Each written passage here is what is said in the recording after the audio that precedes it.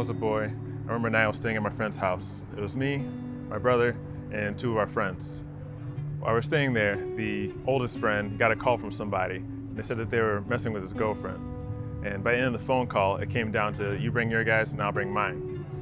We were gonna meet at the end of the block to settle the score.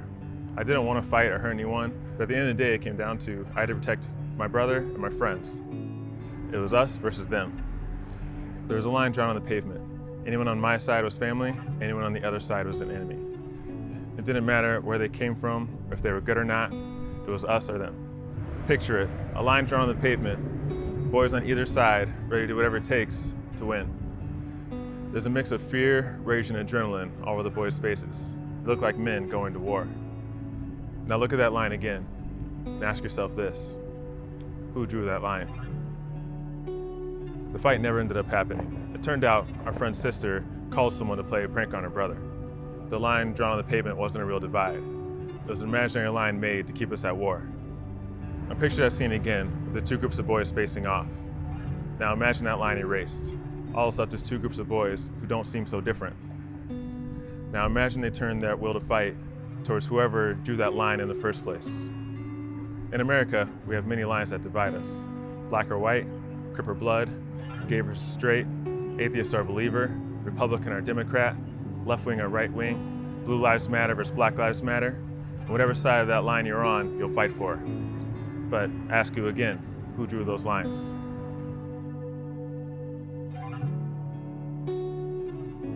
Our nation's wings are pulling us left and right, constantly crashing due to the idea that we have to constantly be opposing each other. The problem is, when the wings of our nation crash, it is us, the people, that take the brunt of the damage.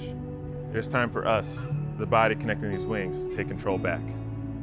We can no longer let the two wings pull us apart at the middle, where we truly are not so different. We must take that line that was drawn for us and turn it into an arrow pointing us forward together.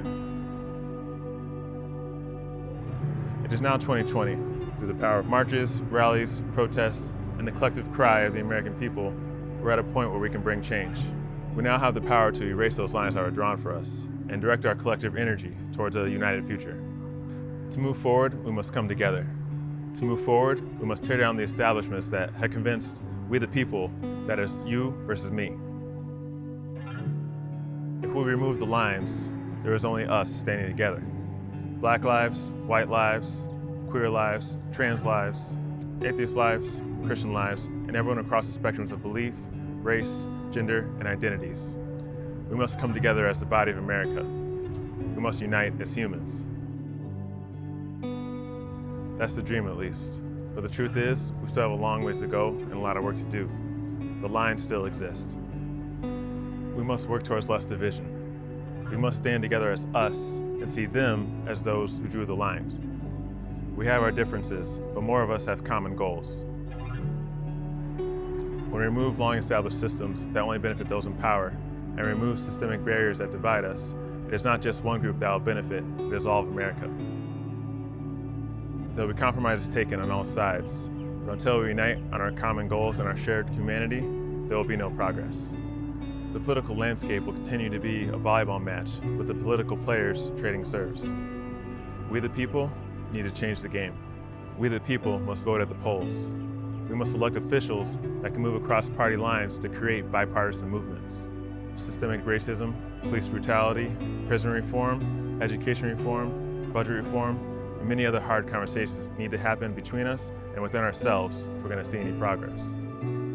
Vote, educate yourself, support those in need, see past the lines.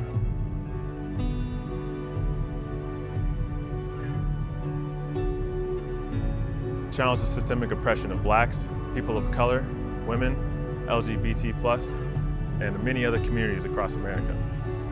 See us all as equally human. And though it's exhausting, don't stop fighting for change. This isn't just a black or minority issue.